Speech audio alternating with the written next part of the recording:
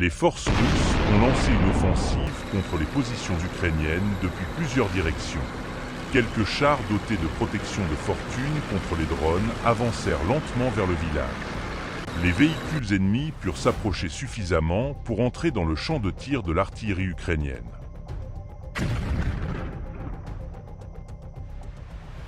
Une série de frappes précises permit de ralentir provisoirement l'élan adverse, sans toutefois parvenir à l'arrêter complètement.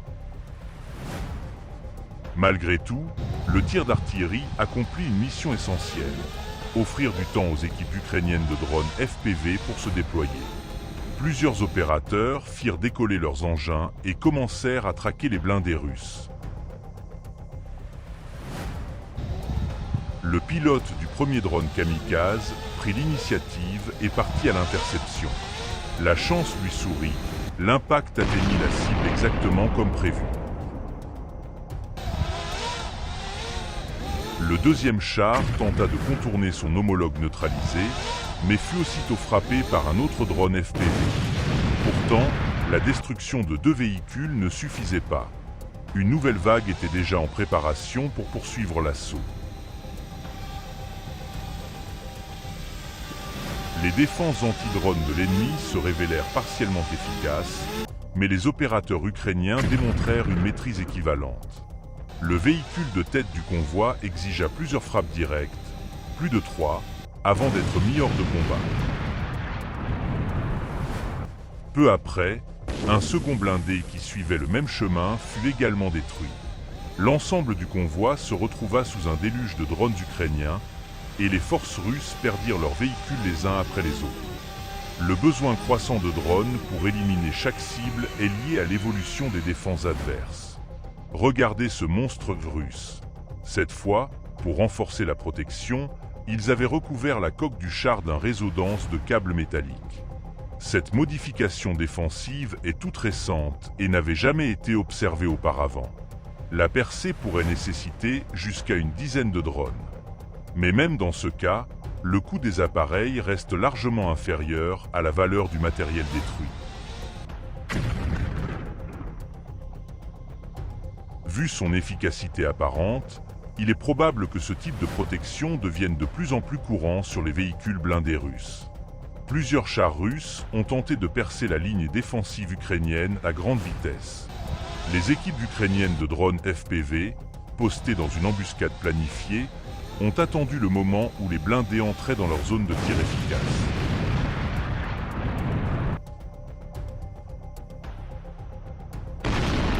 Saluons l'armée ukrainienne pour son travail magistral. L'attaque s'est révélée très efficace. Profitant d'un moment de distraction des forces russes, les Ukrainiens ont lancé des frappes systématiques sur tous les véhicules entrant dans leur périmètre. Les soldats russes ont rapidement abandonné leurs blindés, pressentant le danger. Cette fois, la chance a souri aux pilotes FPV. La porte était restée ouverte. Frapper depuis l'intérieur reste la méthode la plus économique et efficace, et le résultat s'est vu immédiatement. Mélangez des compétences de pilotage aiguisées avec un peu de chance, et vous obtenez un impact spectaculaire qui parle de lui-même. Dès les premières minutes de l'assaut, les Russes ont compris qu'ils avaient mal évalué leurs forces. Après plusieurs tentatives infructueuses pour prendre les positions ukrainiennes dans la forêt, ils ont eu recours au UM-77 météorite pour bombarder les lignes de tranchées. Ce véhicule est surtout conçu pour le déminage, mais face au manque d'armes, les Russes sont maintenant obligés de l'utiliser aussi dans les attaques offensives.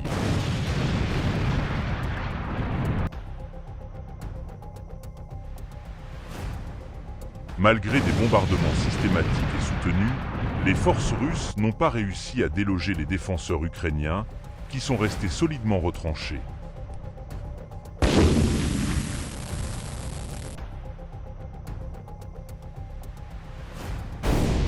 Pendant un moment, le combat s'est poursuivi sans avancée notable. Les deux camps ont échangé des tirs, mais aucun n'a pris l'avantage dans ce secteur du front. Pour tenter de renverser la situation, les Russes ont décidé de déployer un lance-roquettes lourd de type lance-flammes. Heureusement, les renseignements ukrainiens étaient actifs et ont averti les troupes à temps.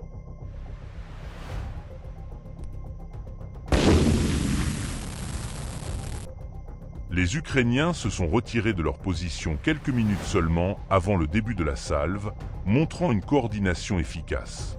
Les Russes ont continué à tirer, ignorant que toute leur planification minutieuse les rendait vulnérables. Les pilotes de drones ukrainiens sont intervenus, non seulement pour protéger leurs camarades, mais aussi pour frapper durement tout matériel précieux que l'ennemi avait avancé.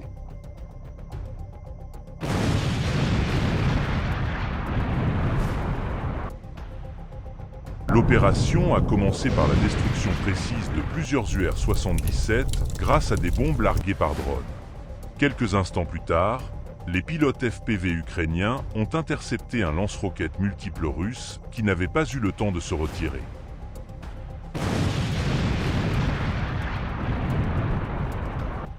Bien que les opérateurs de drones agissent loin de la ligne de front, leur travail n'est pas moins périlleux que celui de l'infanterie. Les deux camps chassent activement les pilotes FPV et les moments les plus dangereux se produisent lors des rotations. C'est à ce moment que l'ennemi tente de surprendre les équipages. Cette fois, les forces ukrainiennes ont repéré un drone russe arrivant directement sur eux juste à temps et ont pu évacuer leur véhicule. L'attaque a échoué. Toutes les troupes ukrainiennes ont survécu et le blindé est resté intact. Deux blindés ont tenté de percer vers les positions ukrainiennes à grande vitesse, mais leur plan a échoué dès les premières minutes. Un drone FPV a frappé le véhicule de tête, faisant perdre le contrôle au conducteur et le projetant dans les arbres. Le deuxième pilote est arrivé juste à temps, a visé calmement la cible immobile et a porté un coup précis. L'explosion a causé d'importants dégâts, mais il a fallu un impact supplémentaire pour terminer le travail.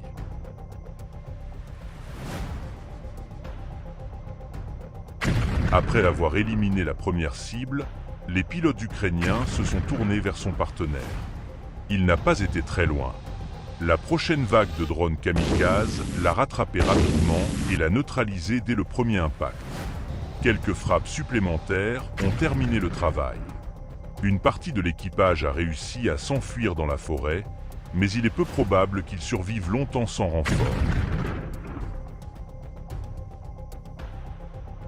Il n'y a pas si longtemps, les drones à fibre optique étaient rares. Aujourd'hui, ils sont courants. Ils ne parcourent pas de grandes distances, c'est vrai, mais ils ont un avantage majeur. Ils ne perdent pas le signal dans les forêts denses.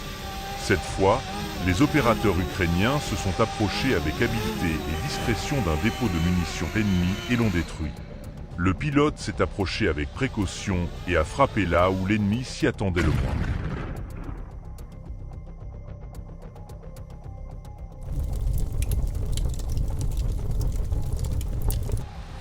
De la même manière, les opérateurs ukrainiens ont réussi à se rapprocher d'un char russe, délibérément caché et considéré comme à l'abri des menaces aériennes. Bien que nous ne puissions pas confirmer la méthode exacte basée sur les spécifications techniques des drones à fibre optique, il est probable que l'équipage ukrainien ait pris des risques considérables pour se mettre à portée de frappe. Parfois, les bombes aériennes guidées échouent à exploser à l'impact. Dans un cas, les forces russes ont traîné une telle bombe directement dans leur position, sans se douter de rien d'anormal. Cela s'est révélé être une erreur fatale. L'explosion a été si puissante qu'il ne restait aucune trace des fortifications russes. En raison d'un manque important de matériel, la destruction de chars et de véhicules blindés est devenue relativement rare. Cependant, les voitures civiles et les camions de transport restent des cibles tout aussi importantes. Le coût d'un seul drone FPV est bien inférieur à celui de n'importe quel véhicule. Et si l'on considère que ces véhicules transportent souvent des cargaisons précieuses, comme des munitions ou même un lot de drones destinés aux unités russes, il devient parfaitement logique de cibler tout équipement entrant dans le champ de vision des opérateurs ukrainiens.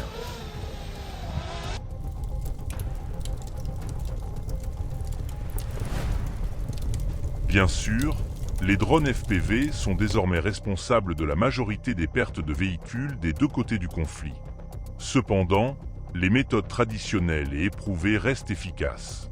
Un drone de reconnaissance ukrainien a repéré un groupe de soldats russes cachés dans une forêt, accompagné d'un Kamaz 63500 AT, un véhicule militaire spécialisé conçu principalement pour remorquer des obusiers de 152 mm et transporter des munitions.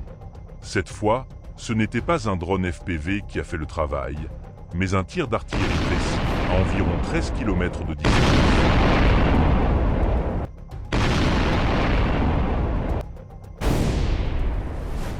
Le projectile a frappé le compartiment arrière du camion, enflammant immédiatement les munitions stockées à l'intérieur. À partir de là, il ne restait plus qu'à attendre que les flammes fassent leur travail, détruisant progressivement le véhicule et sa précieuse cargaison. Les services de renseignement ukrainiens se sont simplement contentés d'observer le spectacle enflammé à travers les caméras de leurs drones. Ces soldats ukrainiens ont réussi à repérer un drone se dirigeant directement vers eux juste à temps. L'un d'eux a même tenté de l'abattre, mais sans succès. Le véhicule a rapidement été enveloppé par les flammes, mais grâce à la vigilance et à la rapidité de réaction du conducteur, tous les soldats ont survécu sans blessure. Immédiatement après, ils se sont précipités vers la lisière la plus proche de la forêt, car là où il y a un drone, d'autres sont probablement à suivre et hésiter pourrait être mortel. Une autre tactique FPV courante récemment est le FPV serveur ou FPV endormi. Cela consiste en un drone FPV classique, modifié avec des jambes d'atterrissage. L'opérateur le dépose sur un point d'embuscade et le laisse en attente, économisant la batterie jusqu'à l'apparition d'une cible. Ces drones peuvent souvent être neutralisés par des frappes aériennes classiques, mais seulement s'ils sont détectés à temps. Dans ces images, un conducteur ukrainien a réussi à repérer une de ces mines terrestres au tout dernier moment. Le drone a été abattu juste au moment où il tentait de décoller. Quelques mètres de plus et le résultat aurait pu être tragique.